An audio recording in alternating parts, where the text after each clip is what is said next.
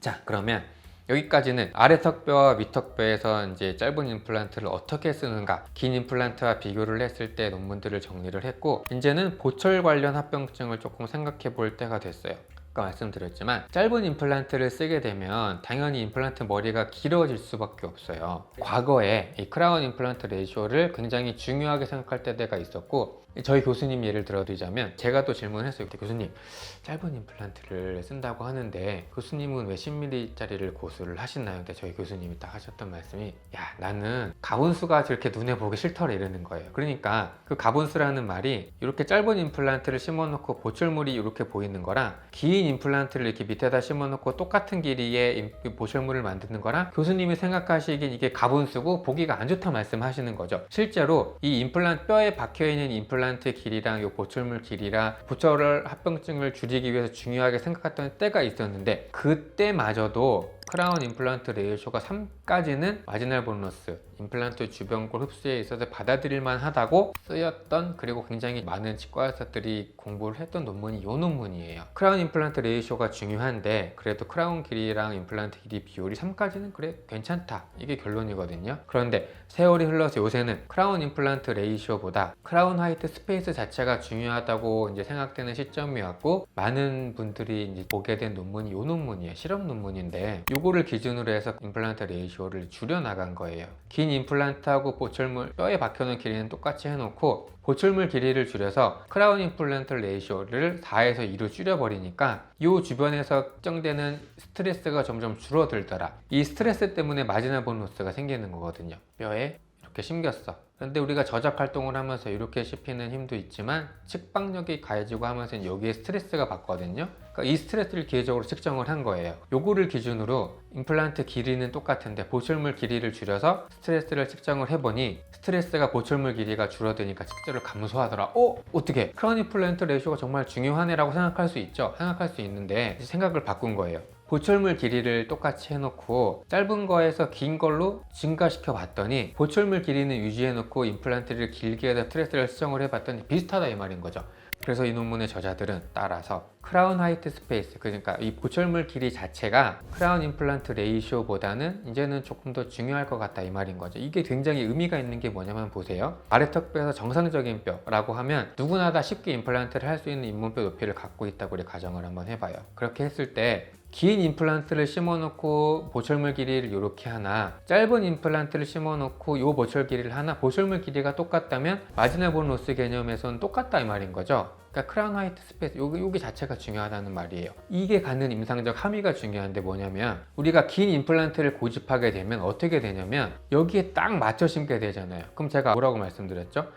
우리가 생물학적으로 안정된 환자분들이 임플란트를 쓰시면서 임식물이 잘 빠져나가고 그런 친환경적인 걸 만들려면 임플란트 보철이 S라인으로 이렇게 예쁘게 빠져야 돼요. 그런데 여기에 딱 맞춰 심게 되다 보면 보철물이 사과처럼 뚱뚱하게 돼버리는 거예요, 이렇게. 그런데 우리가 크라운 화이트 스페이스라는 개념으로 이제 옮겨가게 되면 이 뼈가 괜찮게 있으면 여기에 맞춰서 심는 게 아니라 임플란트를 깊게 심을 수 있는 거예요.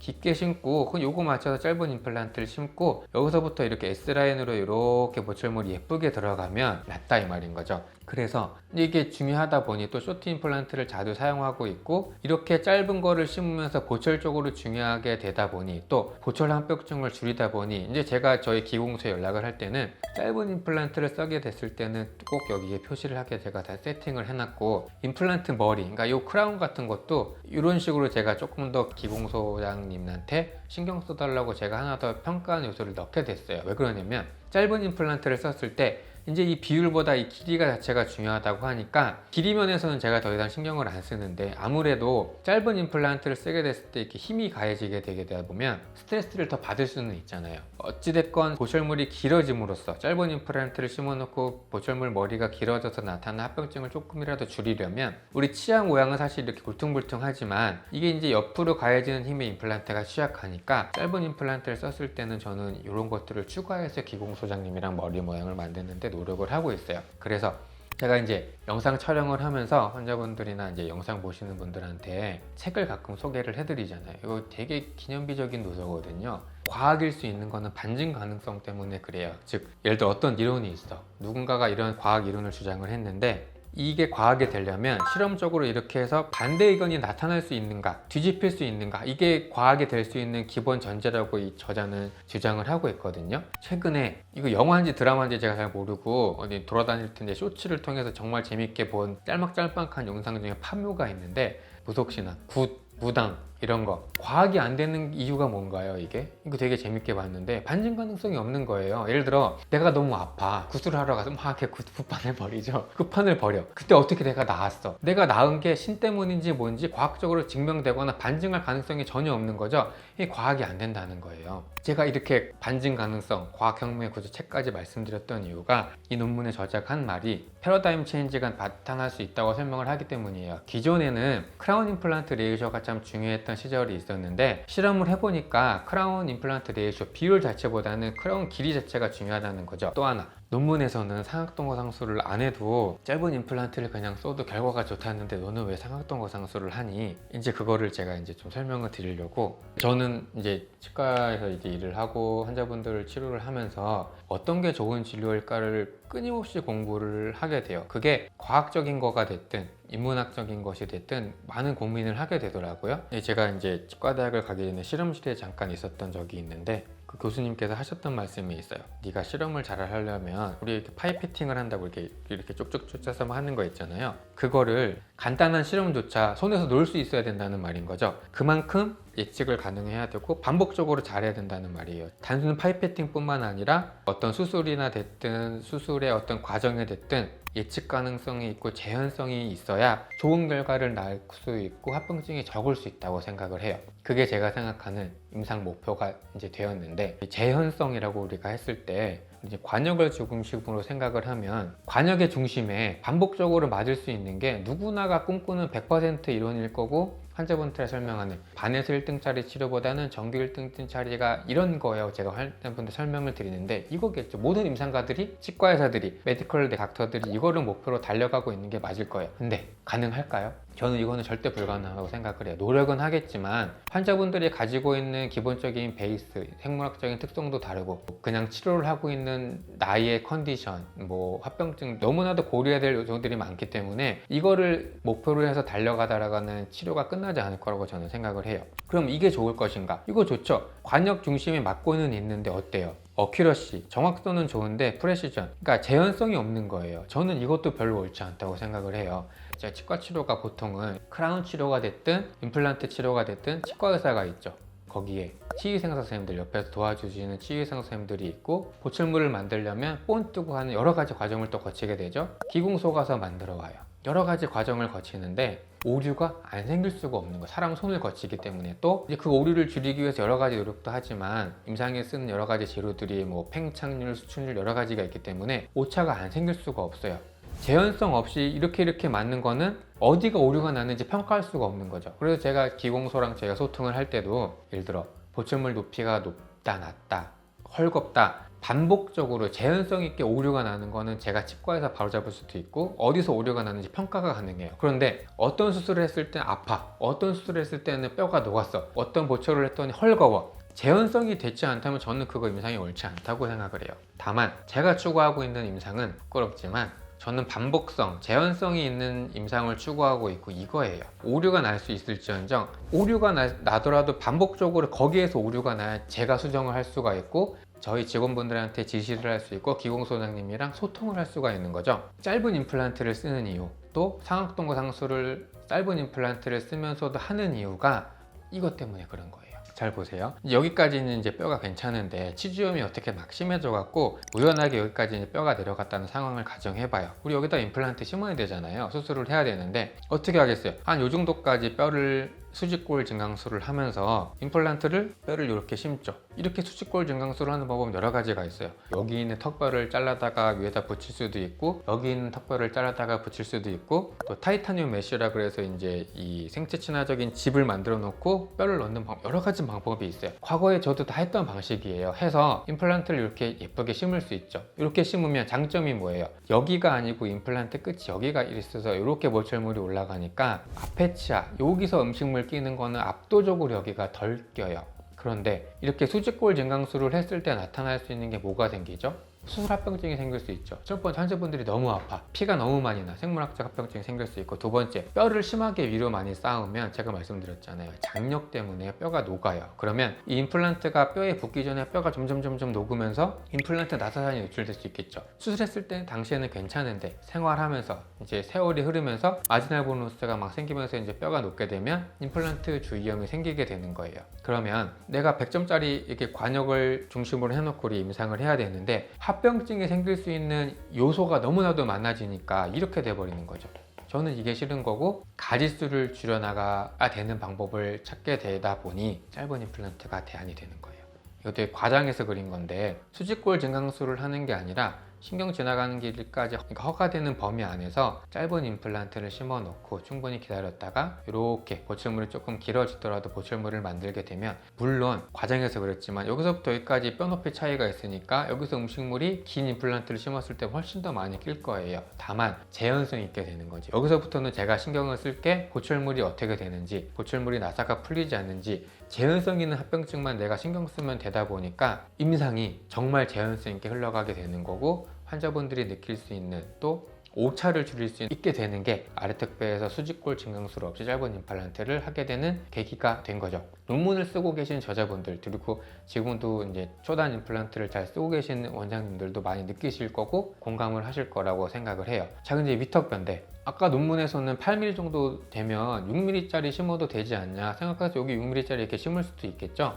이렇게 되면 어떻게 돼요? 보철물이 사과처럼 뚱뚱해지잖아요. 저는 합병증을 줄이고 싶어요. 환자분들한테 생체 친화적인 청소가 잘 되는 보철물을 만들어 드리고 싶어요. 그러면 8mm짜리 뼈가 남았을 때 저는 어떻게 해야 돼요? 깊게 심어야 되잖아요. 그러면 상악동을 뚫는 게 아니라 이렇게 상악동 점막을 잘 걷어 올려서 수압 거상을 통해서 여기에 뼈를 만들 수 있는 조건을 만들어 놓고 임플란트를 조금 깊게 식립을 하는 거예요. 그러면 이렇게 여기서부터 뚱뚱한 임플란트가 만들어지는 게 아니라 보철물 디자인이 저 뼈 안쪽부터 이렇게 커브지게 예쁜 보철물을 만들 수 있는 거죠. 물론 여기에 8mm짜리의 뼈에 6mm짜리 임플란트를 짧게 심고 깊게 심을 수 있겠죠. 그런데 잇몸뼈가 어딘가는 뚫고 들어갈 수 있다는 거래요. 왜냐면 잇몸뼈가 완전 평평한 게 아니니까. 그러면 저는 그 임플란트 끝단의 상악동 안에 그냥 들어가는 거는 저는 받아들이기가 어렵고, 그렇게 되다 보면 예상할 수 없는 범위 내에서 오차가 생기게 되다 보니까 저는 상악동 거상술을 환자분들한테 하게 되더라. 6mm 높이가 있을 수 있겠죠. 위턱뼈에 6mm 심을 수 있어요. 합병증이라기 뭐 생각할 게 뭐가 있나요? 깊게 식립을 못하니까 임플란트가 이렇게 사과처럼 두꺼워지겠죠. 또 하나,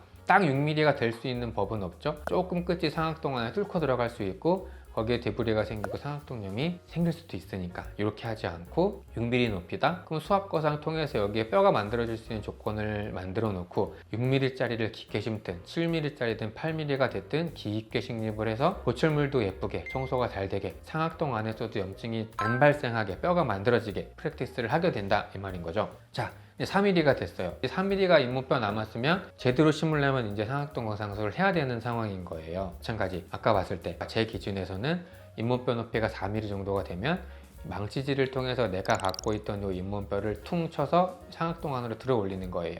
그러면 요만큼이 뼈로 만들어지니까 들어 올려서 임플란트를 깊게 식립을 하면서 여기 안에도 뼈를 만들어 드릴 수 있는 거죠. 4mm밖에 뼈가 안 남았는데 여기서 임플란트 놓기 시작하면 임플란트 빠지고 상악동 안으로 염증도 타고 들어갈 수 있는 상황인 거죠. 임플란트를 심어야 되는데 이제 쪼글 높이가 4mm 미만밖에 안 남았어. 그러면 우리가 상악동 거상술 중에서도 가장 난이도가 높은 측방 거상술을 해야 되는데 당연히 이건 측방 거상술을 해야 되죠. 측방 거상술을 잘 해서 뼈를 많이 만들어 놓고 8mm가 됐든 7mm가 됐든 어찌됐건 상악동 거상술을 잘 해서 보철이 예쁘게 생길 수 있게 임플란트를 조금 깊게 식립을 해서 수술을 해야 된다. 그 말인 거죠. 즉 위턱뼈에서 6mm까지는 괜찮다고 말은 하지만 상악동 안으로 임플란트가 뚫고 들어갔을 때 합병증이 생길 수도 있고 보철물도 예쁘게 나와야 되니 가볍게라도 저는 상악동 거상술을 환자분들한테 해드리고 상악동 거상술을 하면서 합병증을 줄이고 있다. 그래서 제가 이제 하고 있는 엑스트라 혹은 쇼트 임플란트 루틴 프랙티스를 조금 임상 사진들을 보면서 정리를 해볼 거예요. 이 환자분 이제 여기 임플란트를 예전에 심으셨고 그 위로 틀니를 뜨셨는데 이제 여러 가지 이유 때문에 이제 임플란트를 빼고 틀니를 벗게 되셨어요. 그래서 임플란트를 3개 정도 식립을 하고 전 아래쪽 쪽을 이제 임플란트로 연결을 했는데 요 끝에 턱뼈 밑으로 씻는 신경이 지나가죠. 그러면 할 수 있는 방법이 뼈를 이렇게 쌓아놓고 긴 임플란트를 심을 거냐, 초단 임플란트를 심을 거냐, 이렇게 전체 임플란트를 하는 경우에서도 짧은 임플란트가 의미 있게 쓰이고 있다. 여기도 마찬가지. 잘 쓰고 계시죠? 합병증 없이. 보시면은 잇몸뼈가 여기 있어야 되는데 임플란트 여기 있고, 뼈가 다 녹았고, 여기는 폭탄을 맞았고, 여기는 부러졌고, 임플란트를 하셔야 되는 환자분이 찾아오셨는데 발치를 하고 조금 더 기다린 다음에 전체적으로 다 임플란트 식립을 했어요. 보시면 끝에 신경하고 가까운데 이렇게 보면 여기 초단 임플란트가 들어갔고, 여기 이렇게 베벨이 있는 걸 보니까 요거는 5+1 요 정도 될 거예요. 그러니까 임플란트 나사산은 5mm 정도 되고 1mm는 뼈가 덮이지 않게 그렇게 됐죠. 그런데 제가 아까 설명을 드렸지만 제가 스스로 임플란트 수술을 한다 하더라도 아쉬운 부분은 분명히 있어요. 상악동 거상술 중에서 측방 거상술을 해서 뼈를 잘 만들어 드렸지만 여기 보시면 깊이가 조금 부족하죠. 워낙에 뼈 높이가 낮아서 상악동 측방 거상술을 하면서 동시에 임플란트 식립을 했는데 제가 조금이라도 더 깊게 식립을 했더라면 임플란트가 저 뼈 안에서부터 이렇게 더 안정적으로 나올 수 있을 텐데 스스로 아쉬운 점도 있고, 그렇기 때문에 수술을 조금 더 꼼꼼하게 해야겠다 다짐도 하고, 이렇게 보철 쪽으로나 깊이 임플란트를 식립을 하기 위해서는 짧은 임플란트와 상악동 거상술이 꼭 필요하다 이렇게 생각이 들어요. 그런데 드물다고 말씀드리는 이게 그런 전체 임플란트 케이스도 드물고 짧은 임플란트 쓰는 케이스도 드물죠. 그러면 제가 마주하는 환자분들이 받아들이는 일상은 하나둘 소실된 치아의 복원인 거예요. 하나둘 빠졌을 때 임플란트를 해야 되는 상황인데, 이 환자분은 이제 여기 빠지셔갖고 저희 치과에 오셨는데 과거 해왔던 임플란트를 보면 상악동 바닥은 여기죠. 여기고 이제 잇몸뼈는 여기인데 초단 임플란트를 이전 원장님이 하셨고 여긴 상악동 안으로 조금 들어갔어요, 임플란트가. 다만 짧은 임플란트를 썼음에도 불구하고 식립 깊이가 조금 부족했기 때문에 여기 보철물이 조금만 더 깊이 들어가서 여기가 더 S라인으로 나왔을 텐데 아쉬움은 있지만, 그래도 짧은 임플란트를 쓰면서 그래도 깊이 조절이 되어 있고 보철물 모양도 예쁘게 나온 케이스인 거예요. 이 환자분은 과거에 이제 임플란트를 하셨던 부분인 여기고, 이번에는 제가 상악동 거상술을 하면서 임플란트 식립을 했는데 이제는 이런 임플란트의 보철물이 좀 아쉬운 거죠. 여기 잇몸뼈가 되게 조금밖에 안 남아있던 상황에서 아주 짧은 임플란트를 딱 맞춰서 심고 나서 보니 보철물 모양이 어때요? 뚱뚱한 거예요. 이렇게 이 임플란트가 만약에 상악동 거상술을 해서 여기까지 안으로 이렇게 들어갔다면 저기 위쪽에서부터 보철물이 어떻게 돼요? S라인으로 이렇게 예쁘게 나왔겠죠.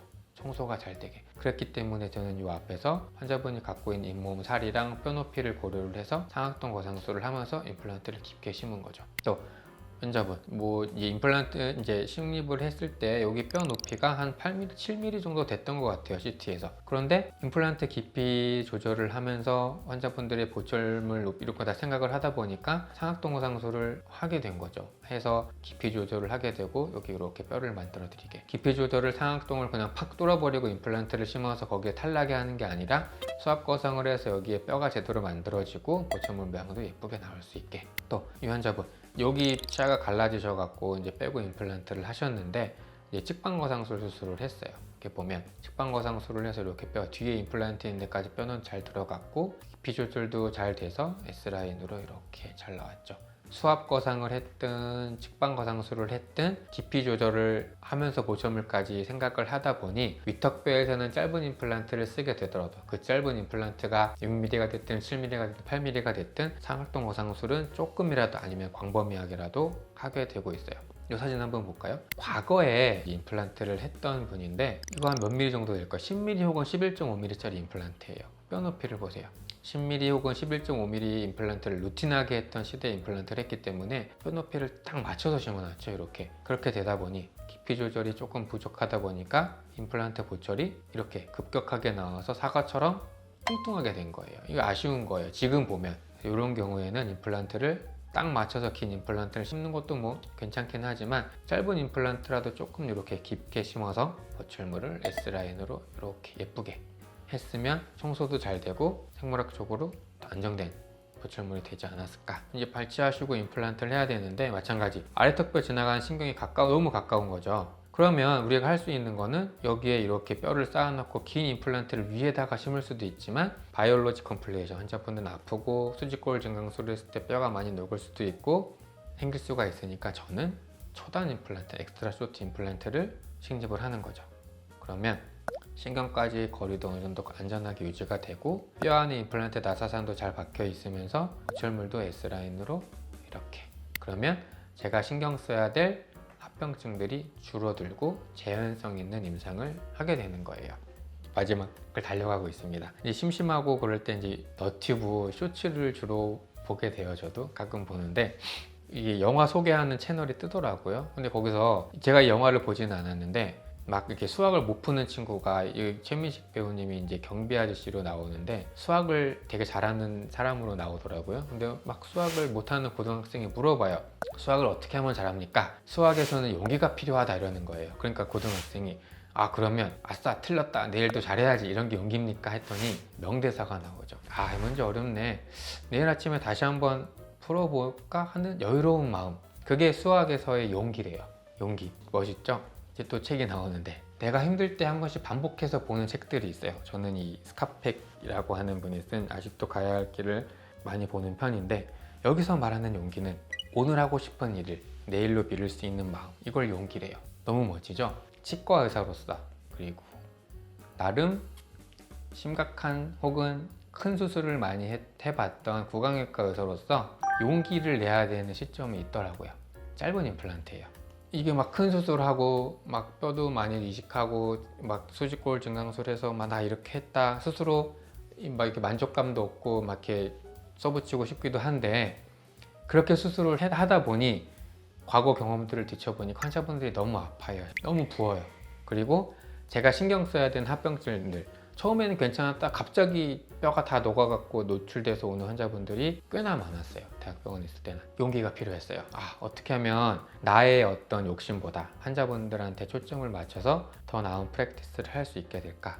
제가 용기 내서 선택을 한 게 엑스트라 혹은 쇼트 임플란트예요. 그래서 되도록이면 간단하게, 아프지 않게, 안전하게, 이거를 목표로 100점짜리 프랙티스가 아니라 오차가 나더라도 예측 가능하게 하고 있는 거를 저희 치과 혹은 제 임상의 목표로 하고 있고, 그거에 더해서 이제 외과 전공을 했으니까 페인 컨트롤, 블리딩 컨트롤은 적극적으로 그렇게 하고 있습니다. 네, 쇼트 임플란트, 엑스트라 쇼트 임플란트 내용이 길었는데 정리를 하자면 짧은 임플란트 써도 괜찮다 이거예요. 아래턱뼈에서도 위턱뼈에서도 괜찮은데, 아래턱뼈에서는 엑스트라 쇼트 임플란트를 써도 긴 거랑 비교했을 때 서바이벌 레이트나 마지널 본 로스나 다 괜찮은데 특이할 만하게 탈이 나는 시점이 있으니까 조심해야 되고 보철 쪽으로 고려해야 될 사항들이 있다. 위턱뼈에서도 짧은 임플란트를 상악동 거상술을 안 하면서 쓸 수도 있지만 상악동 안에서 나타나는 문제점들을 줄이고 예쁜 보철물을 만들기 위해서, 관리가 잘 되는 보철물을 만들기 위해서 간단하게라도 저는 상악동 거상술을 조금이라도 하면서 임플란트를 깊이 심고 보철물을 예쁘게 만들고 있다. 그렇게 정리를 해보겠습니다. 치과 치료를 받으시는데 많은 도움이 되었으면 좋겠어요. 감사합니다.